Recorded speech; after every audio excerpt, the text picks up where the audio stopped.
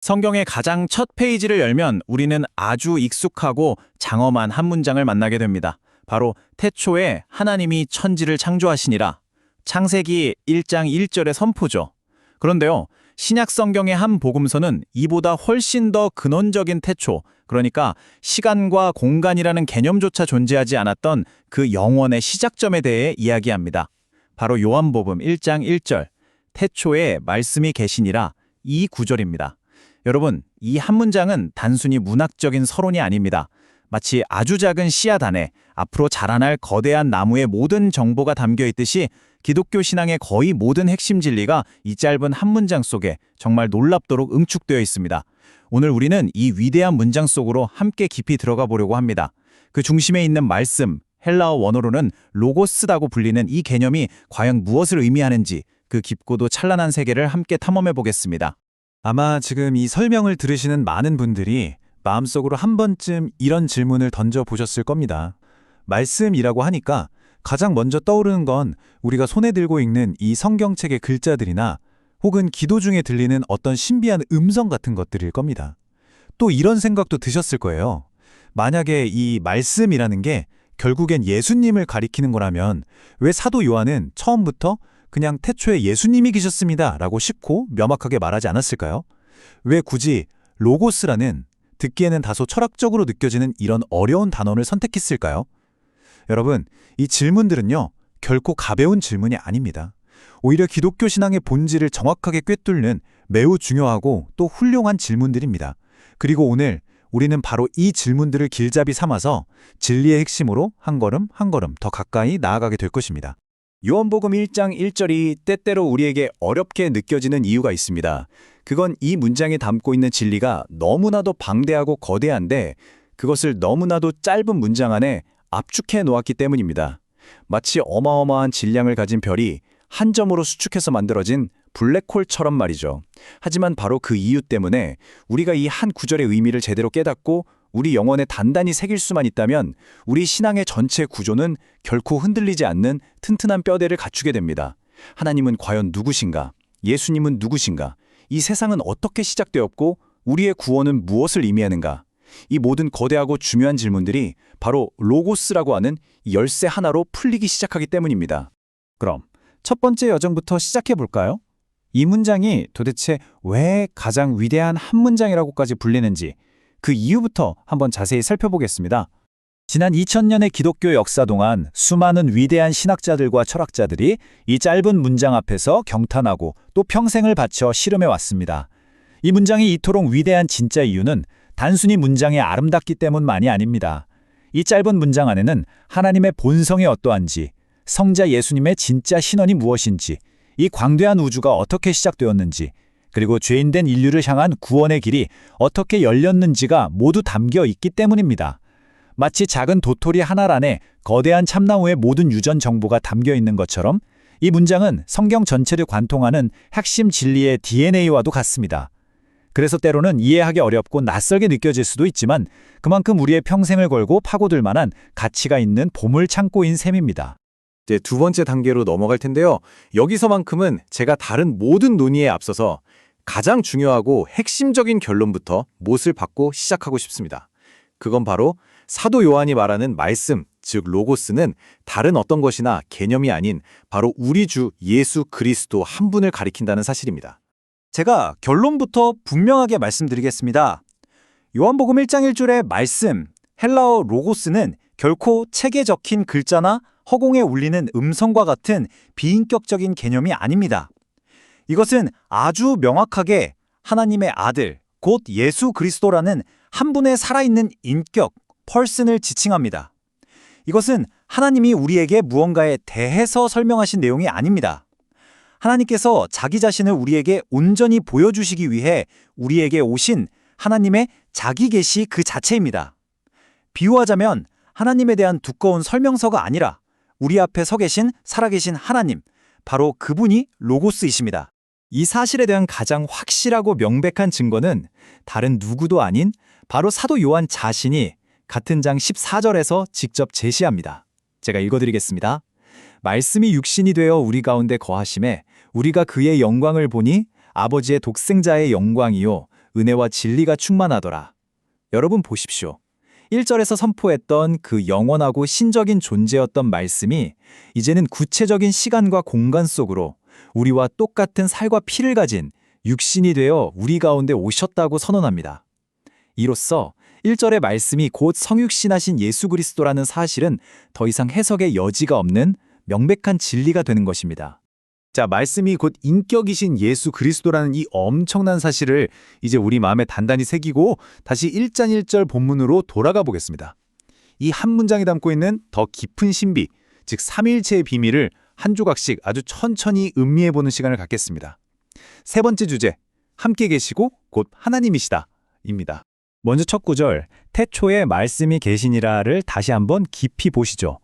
여기서 태초라는 단어는 당시 성경을 읽던 모든 유대인들의 귀에 창세기 1장 1절, 태초에 하나님이 천지를 창조하시니라는 말씀을 즉각적으로 떠올리게 하는 장치였습니다. 요한은 의도적으로 이 표현을 사용함으로써 예수 그리스도의 이야기가 저 멀리 베들레헴의 작은 마구가 안에서 시작된 것이 아님을 장엄하게 선포하는 것입니다. 그분의 존재, 즉 로고스의 존재는 시간과 공간이 창조되기 이전 그 영원전부터 아버지 하나님과 함께 시작되었다는 우리 인간의 상상을 초월하는 선언인 셈입니다.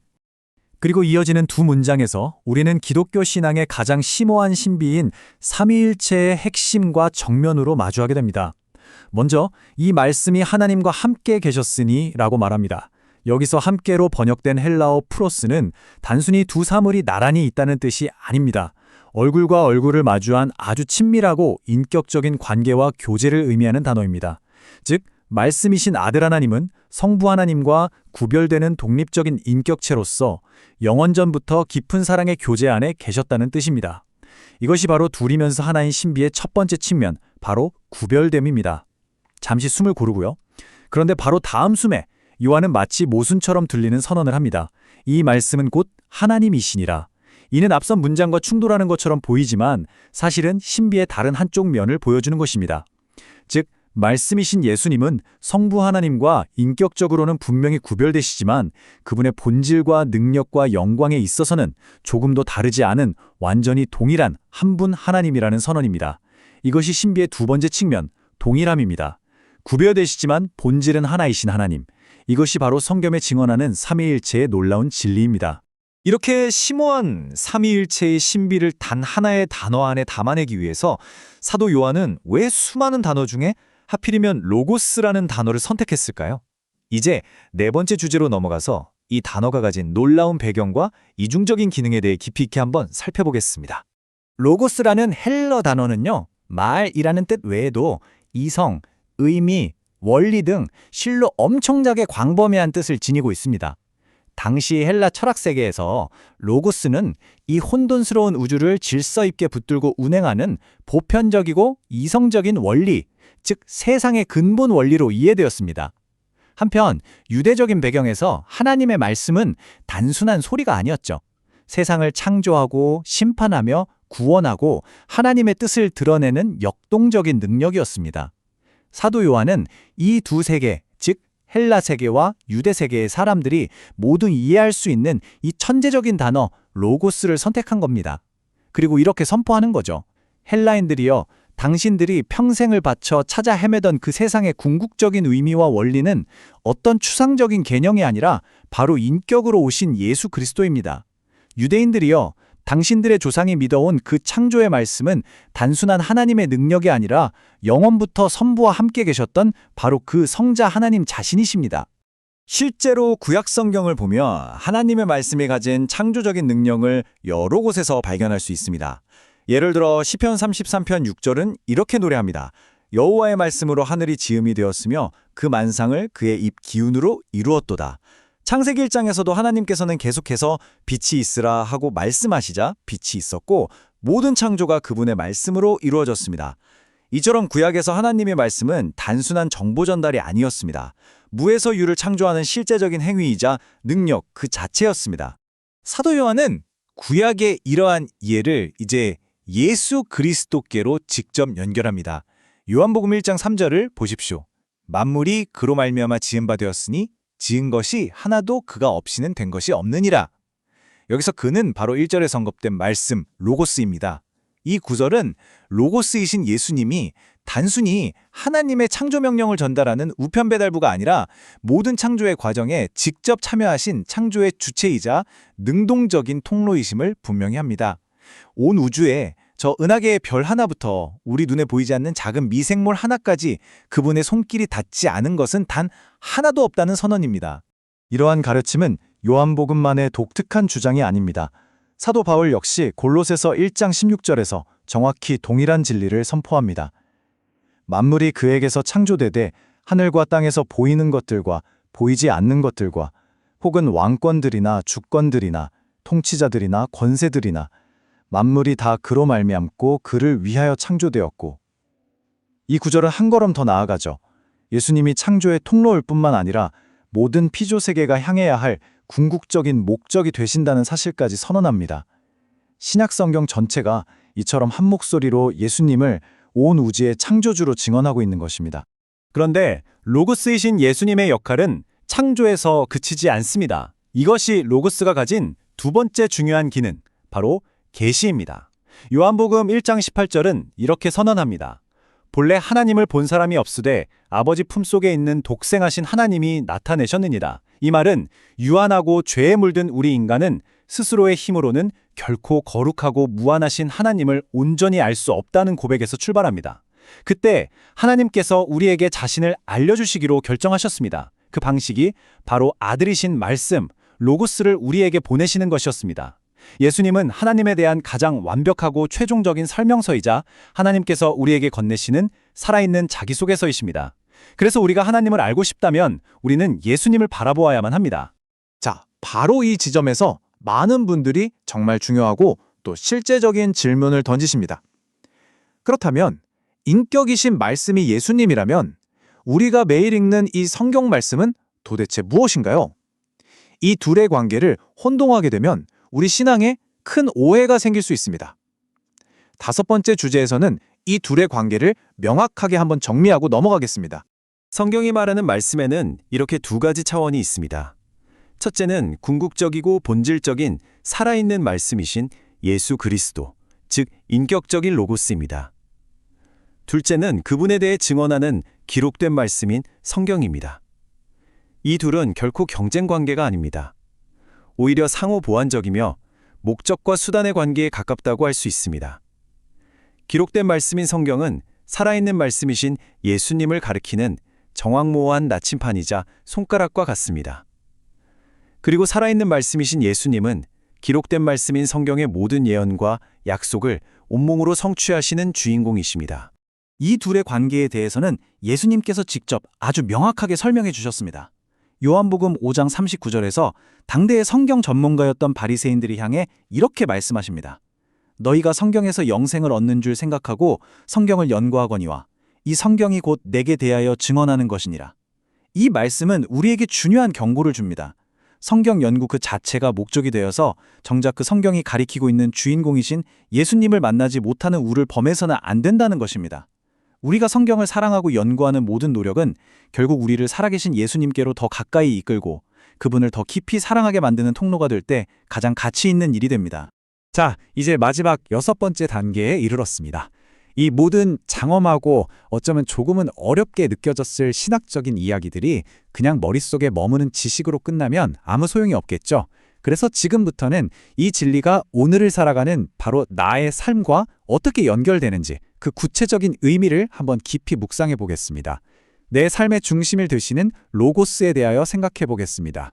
예수님이 정말 온 세상을 붙들고 계신 로고스라면 우리의 삶은 적어도 이 세 가지 관점에서 완전히 새로워집니다. 첫째, 세상이 아무리 혼란스럽고 내 삶이 뿌리째 흔들리는 것 같아도 이 세상의 근본적인 의미와 목적은 결코 무너지거나 사라지지 않습니다.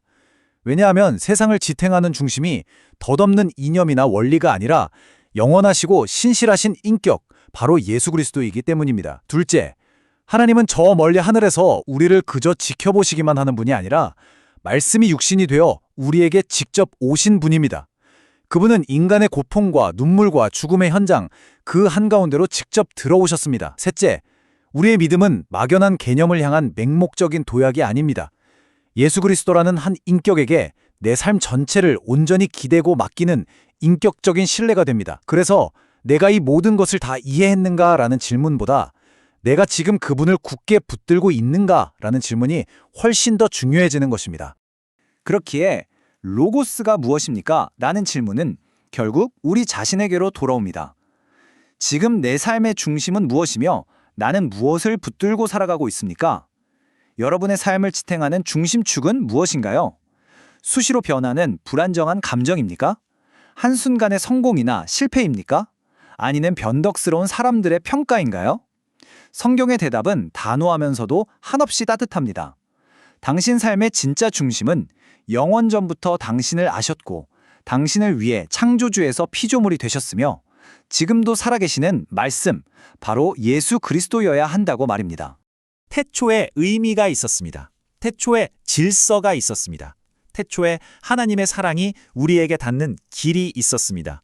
그리고 그 의미와 질서와 길은 추상적인 개념이나 율법 조문이 아니라 우리와 같은 인격이신 예수 그리스도였습니다. 그 말씀은 우리를 심판하기 위해 오신 것이 아니라 우리에게 생명을 주시기 위해 오셨습니다. 오늘 이 시간을 마무리하며 잠시 우리의 마음을 모아 이렇게 기도해 보는 것은 어떨까요? 주님, 제가 주님에 대해 머리로 다 설명하지는 못한다 할지라도 제 삶 전체를 주님께 맡기고 신뢰하고 싶습니다. 말씀으로 오신 주님, 제 삶의 중심이 되어주시고 제 안에 있는 모든 혼돈과 어둠을 당신의 빛으로 비추어 주시옵소서.